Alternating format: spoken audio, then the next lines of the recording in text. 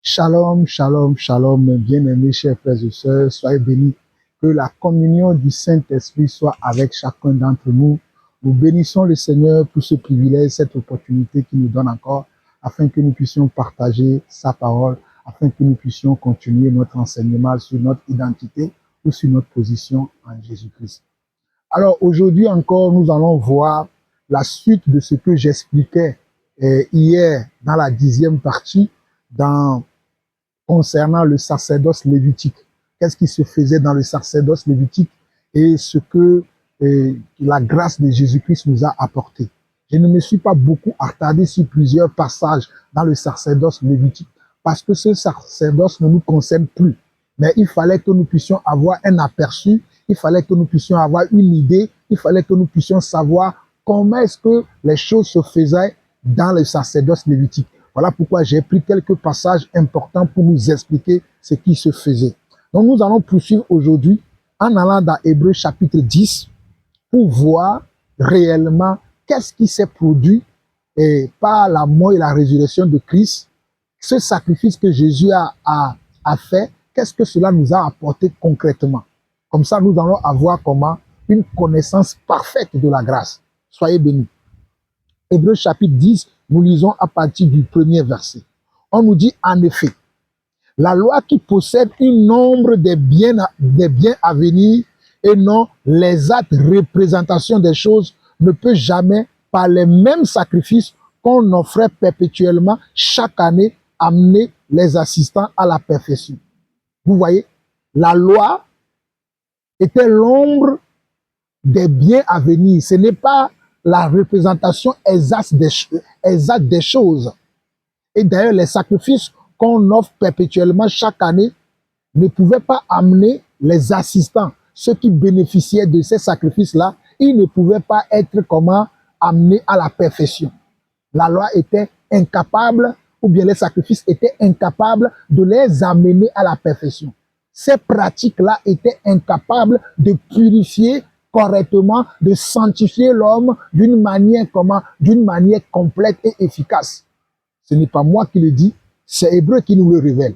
Hébreu 10 plutôt, le verset 1 dit, en effet, la loi qui possède une ombre des biens à venir et non l'exacte représentation des choses ne peut jamais, par les mêmes sacrifices qu'on offre perpétuellement chaque année, amener les assistants à la perfection.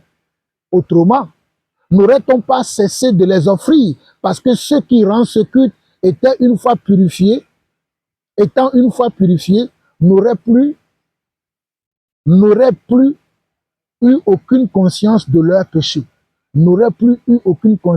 péché. Mais le souvenir des péchés est renouvelé chaque année par ces sacrifices, car il est impossible que le sang des taureaux et des boucs ôte les péchés. Regardez bien le verset 4 de Hébreux 10. Car il est impossible que le sang des taureaux et des boucs ôte les péchés. Il est impossible. Ce n'est pas moi qui le dis, mais c'est le Seigneur.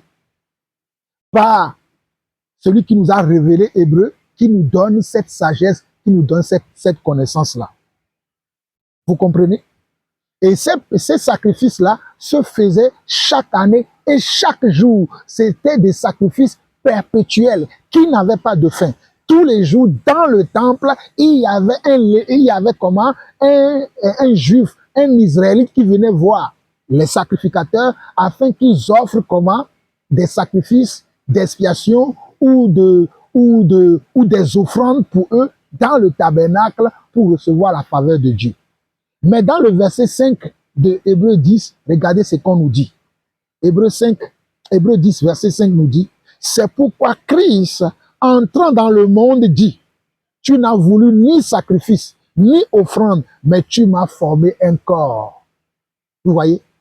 Christ a dit, c'est pourquoi tu n'as voulu ni sacrifice, ni offrande, mais tu m'as formé un corps. Verset 6, tu n'as ni agréé, ni holocauste, ni sacrifice pour le péché. Alors j'ai dit, voici, je viens, dans le rouleau du livre, il est question de moi pour faire, ô Dieu, ta volonté. Dans le rouleau du livre, il fait allusion ici à Ésaïe 53. Ici, Jésus fait allusion, quand il dit dans le rouleau du livre, il fait allusion à ce qui s'est passé dans Ésaïe 53. Alléluia. Donc, il dit dans le rouleau du livre, il est question de moi pour faire, ô Dieu, ta volonté. Après avoir dit d'abord, tu n'as voulu et tu n'as agréé ni sacrifice, ni offrande, ni holocauste, ni sacrifice pour le péché qu'on offre selon la loi, il dit ensuite, voici je viens pour faire ta volonté. Il dit, voici je viens pour faire ta volonté. Il abolit ainsi la première chose pour établir la seconde. Il abolit la première chose pour établir la seconde. C'est en vertu de cette volonté que nous sommes sanctifiés par l'offrande du corps de Jésus-Christ une fois pour toutes. Oh, alléluia. J'espère que ça commence à être clair dans la conscience et dans la connaissance dans l'esprit de chacun d'entre nous. C'est très important. Je relis du verset 8 et je continue. Après avoir dit d'abord, tu n'as voulu et tu n'as agréé ni sacrifice, ni offrande, ni holocauste, ni sacrifice pour le péché, c'est qu'on offre selon la loi. Il dit ensuite, voici je viens pour faire ta volonté. Il abolit ainsi la première chose pour établir la seconde. C'est en vertu de cette volonté que nous sommes sanctifiés par l'offrande du corps de Jésus une fois pour toutes. Nous sommes sanctifiés par l'offrande du corps de Jésus-Christ une fois pour toutes. Nous n'avons plus besoin de sacrifice ou d'offrande maintenant pour obtenir comment? Pour obtenir la faveur, pour obtenir le pardon, pour obtenir la miséricorde, pour obtenir la guérison de Dieu en quoi que ce soit. Mais Christ s'est offert une fois pour toutes. Regardez bien Hébreux 10, le verset 10. Hébreux 10, le verset 10. Notez bien ce passage et reméditez-le. C'est en vertu de cette volonté. C'est quelle volonté? La volonté de Dieu où Dieu a dit, je n'ai voulu ni offrande ni holocauste, mais tu m'as formé un corps. C'est en vertu de ça. Et il continue. C'est en vertu de cette volonté que nous sommes sanctifiés. Nous sommes sanctifiés aujourd'hui. Quand Christ ou quand Dieu me voit en tant qu'un homme sanctifié. Dieu me voit en tant qu'un homme comment? Purifié. Il ne voit plus mes péchés sur moi. Quand il me voit, il voit le sang de l'agneau. Il voit le sang de Jésus-Christ qui est venu faire sa volonté pour nous purifier de nos péchés et de nos iniquités, pour nous laver complètement, une fois pour toutes. Donc, il n'y a plus de sacrifice que je dois faire pour le péché. Il n'y a plus de sacrifice que je dois donner. Christ a été donné. Christ est le sacrifice parfait. Alléluia. Donc, Hébreux 10, le verset 10 dit, c'est en vertu de cette volonté que nous sommes sanctifiés par l'offrande du corps de Jésus-Christ une fois pour toutes. Et tandis que tout sacrificateur, regardez bien le verset 11, et tandis que tout sacrificateur, chaque année, et tandis que tout sacrificateur fait chaque jour le service et offre souvent les mêmes sacrifices. Je l'ai dit tout à l'heure dans mon explication. Et tandis que tout sacrificateur fait chaque jour le service et offre souvent les mêmes sacrifices qui ne peuvent jamais ôter les péchés. Les mêmes sacrifices qui ne peuvent comment jamais ôter les péchés. Lui, verset 12 d'Hébreux 10, lui, après avoir offert un seul sacrifice pour les péchés, s'est assis pour toujours à la droite de Dieu, attendant désormais que ses ennemis soient devenus son marchepied. Est-ce que nous comprenons ça? On nous dit au verset 12 que lui, Hébreux 9, le verset 11 est très clair, verset 12 est très clair. Je vais relire pour que vous puissiez comprendre toutes ces choses. Et tandis que tout sacrificateur fait chaque jour le service et offre souvent les mêmes sacrifices qui ne peuvent jamais ôter les péchés, lui, après avoir offert un seul sacrifice pour les péchés, s'est assis pour toujours à la droite de Dieu. S'est assis pour toujours à la droite de Dieu, attendant désormais que ses ennemis soient devenus son marchepied. Car par une seule offrande, il a amené à la perfection pour toujours ceux qui sont sanctifiés. Alléluia. Hébreux 10, verset 14, écoutez bien. Car par une seule offrande, pas par deux offrandes, pas par trois offrandes, pas par plusieurs offrandes, comme les sacrificateurs, chaque jour le faisaient dans la tente d'assignation. Eux, ils devaient aller chaque jour dans la tente d'assignation, offrir les boucs, les veaux, les chèvres, comme je vous ai montré dans la loi lévitique. Mais lui, on nous dit au verset 14 d'Hébreux 10 que car c'est par une seule offrande, il a amené la perfection pour ceux qui sont sanctifiés. Car par une seule offrande, il a amené à la perfection pour toujours ceux qui sont sanctifiés. C'est ce que le Saint-Esprit nous atteste aussi. Regardez bien, c'est ce que le Saint-Esprit nous atteste. Ce n'est pas ce que les hommes disent qui est important, mais c'est ce que le Saint-Esprit atteste qui est important. Et nous marchons par l'Esprit. Alléluia. Et c'est ce que le Saint-Esprit nous atteste, car après avoir dit, verset 16, voici l'alliance que je ferai avec eux. Après ces jours-là, dit le Seigneur, je mettrai mes lois dans leur cœur et je les écrirai dans leur esprit. Et il ajoute, et je ne me souviendrai plus de leur péché ni de leur iniquité.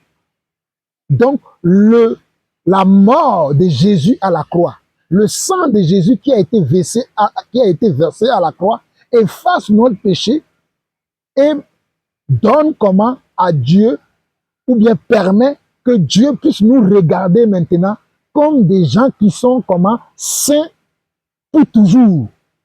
Il n'y a plus de péché sur nous. Dieu ne peut plus se souvenir de nos péchés parce que quand il nous voit le sang de l'agneau. Il voit le sang de l'agneau. Il voit le sang de Jésus.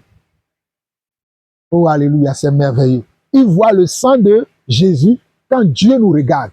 Donc, il ne peut plus se souvenir de nos péchés. Et je ne me souviendrai plus de leurs péchés ni de leur iniquité. Verset 18. Or, là où il y a pardon des péchés, il n'y a plus offrande pour le péché. Là où on dit qu'il y a pardon des péchés, est-ce qu'on peut encore offrir quelque chose pour les péchés? Non, il n'y a plus d'offrande. Puisque l'offrande, c'est Jésus. L'offrande qui nous donne la sanctification, c'est Jésus. Donc, il n'y a plus d'offrande pour les péchés. Verset 19 d'Hébreux 10. Ainsi donc, frères, puisque nous avons au moyen du sang de Jésus une libre entrée dans le sanctuaire par la route nouvelle et vivante qu'il a inaugurée pour nous au travers du voile, c'est-à-dire de sa chair, verset 21. Et puisque nous avons un souverain sacrificateur établi sur la maison de Dieu, approchons-nous avec un cœur sincère dans la plénitude de la foi, le cœur purifié d'une mauvaise conscience et le corps lavé d'une eau pure. Approchons-nous maintenant. Oh, j'aime bien ce verset 22, verset 22 d'Hébreux 10 qui dit, approchons-nous avec un cœur sincère, dans la plénitude de la foi, le cœur purifié d'une mauvaise conscience et le corps lavé d'une eau pure. L'eau pure, c'est l'eau de la parole, c'est l'eau de la vérité qui nous a été révélée par le Saint-Esprit. Verset 23, retenons fermement la profession de notre espérance, car celui qui a fait la promesse est fidèle. Retenons fermement la profession de notre espérance, car celui qui a fait la promesse est fidèle. Veillez les uns sur les autres pour nous... Ah, c'est clair. Donc c'est clair. C'est tellement clair que nous puissions comprendre que le sang de Jésus, le sacrifice de Jésus est le sacrifice parfait. Il n'y a plus d'autre sacrifice que nous, en tant qu'enfants de Dieu, nous puissions faire pour obtenir une rédemption, pour obtenir le pardon des péchés, pour obtenir la grâce de Dieu. Il a été donné pour ça. Jésus-Christ est venu pour ça. Donc, verset 22 et verset 23, je vais m'arrêter par là. Aujourd'hui, nous poursuivons la prochaine fois. Ainsi donc, frères, puisque nous avons au moyen du sang de Jésus, puisque nous avons au moyen du sang de Jésus une libre entrée dans le sanctuaire. Nous tous maintenant, au moyen du sang, par le sang de Jésus, nous avons comment? Une libre entrée dans le sanctuaire par la route nouvelle et vivante qu'il a inaugurée pour nous. C'est pour nous qu'il a inaugurée au travers du voile, c'est-à-dire de sa chair. Et puisque nous avons un souverain sacrificateur, et il est devenu maintenant le souverain sacrificateur établi sur la maison de Dieu, approchons-nous avec un cœur sincère, dans la plénitude de la foi, le cœur purifié d'une bonne conscience et le corps lavé d'une eau pure. Retenons fermement la profession de notre espérance, car celui qui a fait la promesse est fidèle. Retenons fermement la profession de notre espérance, car celui qui a fait la promesse est fidèle. Soyez bénis, mes chers frères et sœurs. Soyez bénis vraiment. Nous sommes une bénédiction maintenant dans la grâce du Seigneur. Nous sommes une bénédiction pour nous-mêmes, pour nos familles, pour nos frères et sœurs, afin de leur montrer, afin de leur dire que Christ nous a comment purifiés, sanctifiés, nous a lavés de tout péché. Et si nous vivons maintenant, ce n'est plus nous qui vivons, c'est Christ qui vit en nous. Ce n'est plus moi qui vis, alléluia, c'est Jésus qui vit en moi. Ce n'est plus moi qui vis, alléluia, c'est Jésus qui vit en moi, en moi, en moi. C'est Jésus qui vit en moi. Ce n'est plus moi qui vis, alléluia, c'est Jésus qui vit en moi. Shalom.